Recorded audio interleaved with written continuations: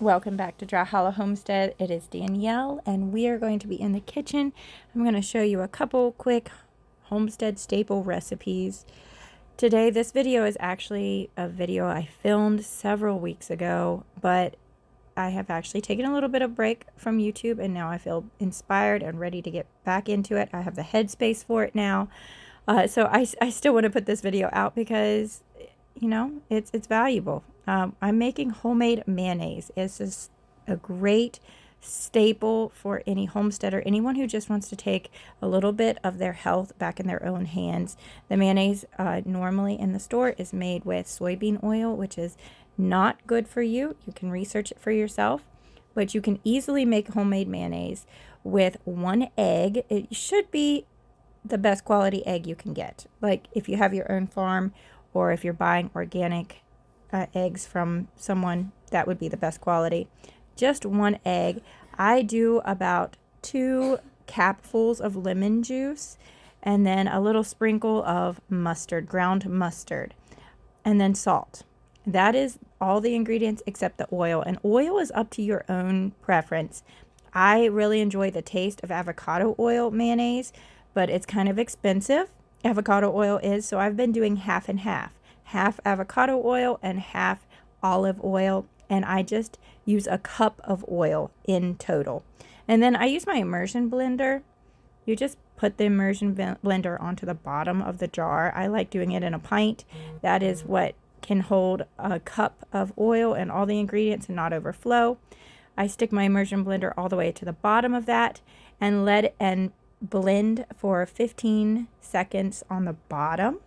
And then I go up and down to incorporate the rest of the oil. And that is amazing mayonnaise, homemade mayonnaise. It's thick, it's beautiful, it's tasty, it's good for you, it's good healthy fats for you.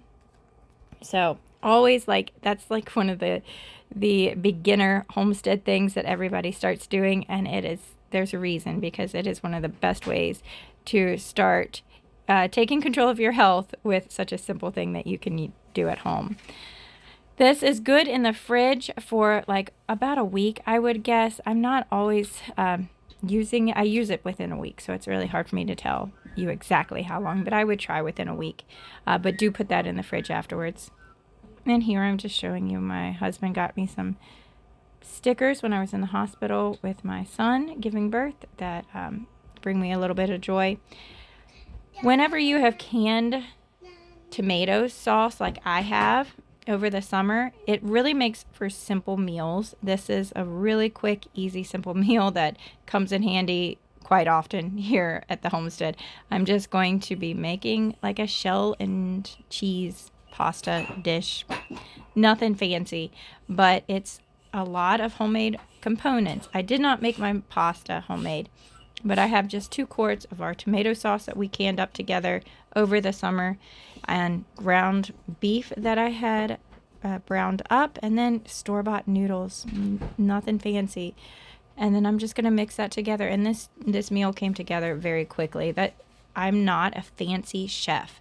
I don't have complicated ingredients and like lots of steps in any of my cooking, because I'm also taking care of a family and a homestead and homeschooling and trying not to spend every minute in the kitchen, even though I feel like I almost do. But so that's what you're here for. If you're here, that's what you're going to get. We're going to be doing recipes that big families can be fed and nourished, and hopefully you just find some quick ways to do that and be inspired, because that's my favorite thing about YouTube, is I get inspired by other moms, what they're doing for their family in their kitchen, and gives me some great ideas. So this is another night, another staple meal. We have pork chops.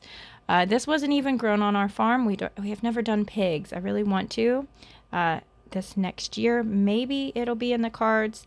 Not sure. We're trying not to add too much to our plate. We want to get better at what we have, not go put ourselves through too much thin out our responsibilities too much to thin ourselves out. You know what I mean.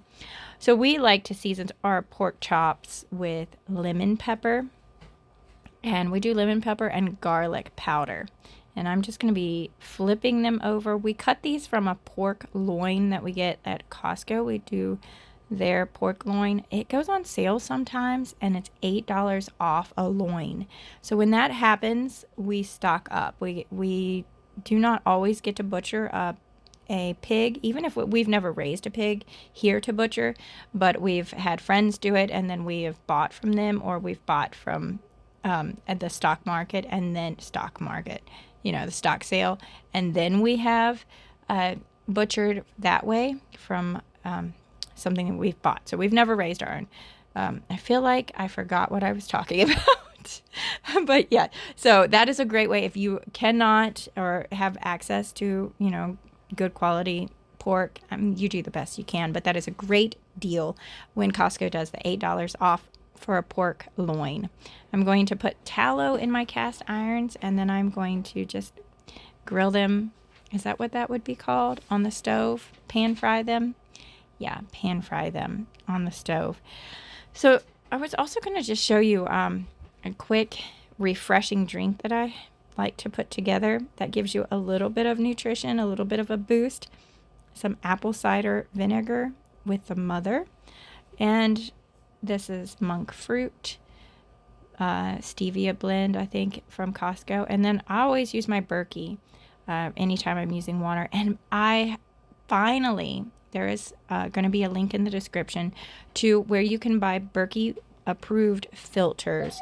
The government, it's a big story, but the government likes to block really good companies from profiting. So I'll try to make a video on that sometime about where you can find Berkey replacement filters now, because the government decided that because it can take pests out of your water, it should be classified as a pesticide. Yeah, so a water filter they're claiming is a pesticide. Whatever, it's crazy, but I'm getting some of our canned beans. I have a video on canning green beans from the garden. I do so many cans of green beans, and then we just eat them fresh all winter. And I've really made a big mess this way. It's not fresh, it's canned, you know that. But put tallow in my cast iron, and just sauteing up my beans from my pan. And this took me forever. I feel quite embarrassed that I left this in here, but it's real life here.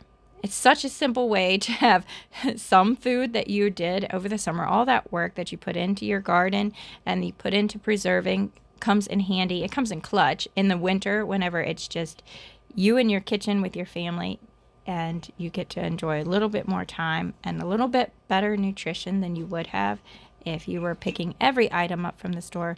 But obviously, there are moments and times where that's just what you're going to do. So like I was saying about the drink that I made, it just had like 3 ingredients, right? No, it actually just had the apple cider vinegar and a little bit of a sweetener, and that sweetener is really up to you and your choice. I really think everyone needs to have a garlic press. I actually got this one from Pampered Chef, but I think Amazon also has these kind of really simple garlic presses so that you can use fresh garlic. It makes a world of difference for flavor if you're using fresh garlic. I definitely think that's a staple in everyone's kitchen. These were not homegrown garlics, by the way. This is from the store. We missed it this year too. Baby Daniel was born in September, and I should have been probably about October planting my garlic. Never bought the garlic to plant and never planted any garlic. So we are going to be without some next year, but everything will be just fine. I'm thankful to live in this modern world where I can grow the things I want to, spend the time that I want to, doing the old traditional, old-fashioned ways of living and value. And then when I fail, which inevitably will happen, we don't have to go without garlic. Now, if it was 150 years ago, then we would be without garlic for the whole next season. But instead, this is the 22nd century? No, 21st century. Are we still in? Whatever. We get to go to the store and still get garlic. So I'm very thankful for this. Sometimes I feel like I was born in the wrong era, that I would have enjoyed being a Little House on the Prairie kind of person, but that's not true. It's not all on me because we do have supermarkets. Even though we are not healthier for that in most instances, I still truly appreciate it when it comes to the amount of work on my shoulders. So I had actually just washed up sweet potatoes, stabbed them with a fork, and stuck them in the oven also for this dinner. And we always love and enjoy this. That's homemade butter on that sweet potato, which makes it even better. There's a shot of baby Daniel, who's coming along with me most of the days that I am in the kitchen or anywhere, really. He's with me, and he is such a sweet little boy. Now, this is a different day. The next day, I'm actually getting the cream off of probably 5-6 gallons of milk to make butter. And cream always rises to the top of your milk jars. Same in the udder. The cream will rise to the top of the udder, and that is the last to come out. So I'm just scraping all of the cream that I can get off the top, the thickest part. I kind of leave the bottom. I am making a Romano in this day's adventures. I would actually do a Romano cheese with the rest of this milk after I've pulled the cream. So that ladle, I have a link if you want to reach out to me on Instagram. My friends, they have a little shop. They hand forge those copper ladles, and it is so cute, and they're very practical. I use mine in my kitchen all the time. So if you would like to support a small family business, reach out to me on Instagram. I can definitely give you a link. This is my new favorite way to make butter. So I used to set it out on the counter and then whip it up in my Bosch mixer. Now I don't. I pull it straight from the fridge and I put it in my Cuisinart food processor. It takes probably 2 to 3 minutes on high, and I've got butter. So I can do a quart at a time, and I usually I divide when I get my milk, the cream off of my milk, I put them into quart containers, and then that way I will do 1 quart at a time, and I usually wait till I have 2 to 3 quarts in my fridge and do that all in one day, so I don't have to, wash up my food processor over and over again. But I'm very thankful for this butter and the new way of making butter that I have found, and it has a lot less cleanup. And there's so many ways to make butter, but I am keeping this buttermilk, but I really don't use it. I love the cultured buttermilk, or I also like to use actual sour milk. That's fine with me. I will use that thickened milk for a recipe that calls for buttermilk also. So clabber is the word. I like to use clabber. I don't really like that watery buttermilk that comes from the butter making process. I don't really do anything with it. It'll sit in my fridge, and then finally I'll need some space and I'll give it to the dogs and soak their food in it. But that's about it. So I'm getting all of the buttermilk that I can out of this butter. That's going to keep your butter from going bad or rancid. The buttermilk is what makes it do that. So the more buttermilk you can get out, the longer it will be preserved. And then I always salt my butter also, and then I just make it into little square patties with my wooden utensils. If you wet them, the butter does not stick to your wooden supply or your wooden utensils. So that's what I'm doing right there. And then I'm going to get this in the freezer. I keep butter in the freezer until I'm ready to use it, and I just make a little patty from my butter and put it on parchment paper and then freeze it. So I'm out of parchment paper. I think I bought that from Costco like 10 years ago when I very first started making homemade bread. I bought parchment paper. It took a long time to use that up. I feel like I need to acknowledge the lasting time that relationship I had with that parchment paper and how long that lasted. But I'm just going to square it up, like I said. It makes it a little bit easier to cut into whatever I need it to do. Butter is great. This is the best part of having a Jersey cow. And actually, currently, we are pulling the calves from my cow because she stopped giving me all cream, and the calves are really tearing her teats up. This hasn't really been a problem in the past, so I'm not sure what the difference is, but we should be getting more cream now that we are doing that. So God bless. I will see you again next time, and tell me what you'd like to hear from me. If I don't talk to you again before Christmas, Merry Christmas, and remember this reason for this season.